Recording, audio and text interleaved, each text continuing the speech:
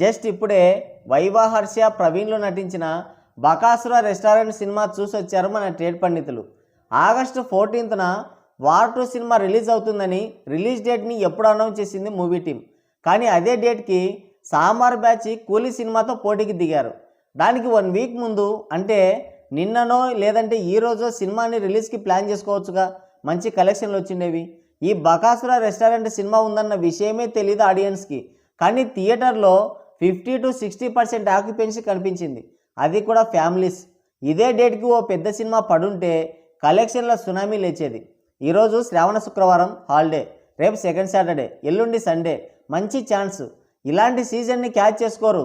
బెల్లం తిందామని అన్ని సినిమాలు ఒకేసారి రిలీజ్ చేస్తారు. సినిమా పీకిన తర్వాత నెగిటివ్ చేశారని రివ్యూయర్ల మీద పడి ఏడుస్తారు. సరే, ఇక ఈ బకాసుర రెస్టారెంట్ విషయానికి వస్తే ముందుగా ఈ సినిమా ఉందన్న విషయం కూడా నాకు తెలీదు. నేను ఆ Kannada movie so from so అనే సినిమా చూడడానికి వెళ్ళాను. కానీ ఆ పక్క థియేటర్లోనే ఈ పోస్టర్ కనిపించింది. మొన్న మన పవర్ బాబు నటించిన ఈరమల్లు సినిమా పోస్టర్లు చించి నాన్న రచ్చ చేశారు కదా కన్నడమన్నయ్యలు. అందుకనే నాకు భాషాభిమానం ఉంది కాబట్టి మొదటి ప్రిఫరెన్స్ మన సినిమాకే ఇచ్చా. ఇక సినిమా ఎలా ఉందంటే ముందుగా కథ తెలుసుకుందాం. హీరో ప్రవీణ్ అన్నయ్య ఓ సాఫ్ట్వేర్ ఇంజనీర్. 4 ఫ్రెండ్స్తో కలిసి ఓ రూమ్లో ఉంటూ ఇష్టం లేకపోయినా డబ్బుల కోసం జాబ్ చేస్తుంటాడు. ఎప్పటికైనా ఒక రెస్టారెంట్ పెట్టాలనేది అతని కోరిక.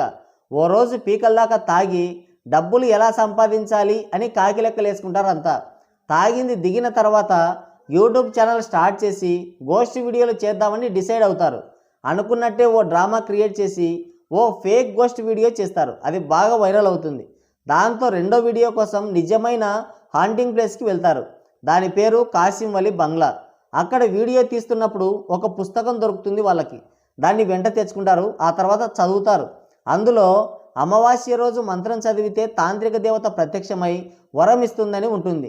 డబ్బు సంపాదించాలన్న ఆశతో ఆ మంత్రాన్ని ట్రై చేస్తారు.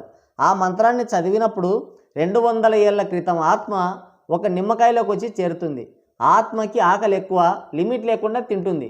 అది రోజు వాళ్ళు వండిన అన్నం అంతా తినేస్తుంటుంది. దాన్ని కనిపెట్టి ఓ స్వామి దగ్గర బియ్యం తెచ్చి నిమ్మకాయలో ఉన్న ఆత్మని కట్టడి చేస్తారు. అయితే అక్కడికి గెస్ట్గా వచ్చిన అంజిబాబు ఆ నిమ్మకాయని కోసి జ్యూస్ చేసుకొని తాగుతాడు. దాంతో ఆ ఆత్మ అంజిబాబు శరీరంలోనే తిష్ట వేస్తుంది.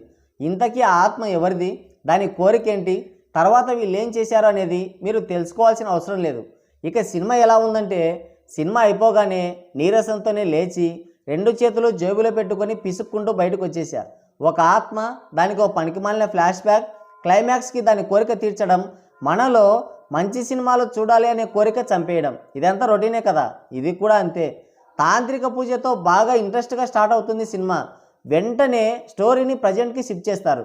డబ్బులు సంపాదించాలనుకోవడం, యూట్యూబ్ వీడియోలు స్టార్ట్ చేయడం, తర్వాత మంత్రాలు చదివి ఆత్మని రప్పించడం, అది నిమ్మకాయలో నుంచి మనిషిని ఆవహించడం, ఇదంతా ఫస్ట్ హాఫ్ ఎలాగోలా భరించిన ఇంటర్వెల్లో కొంత ఇంట్రెస్ట్ కలుగుతుంది సినిమా పైన.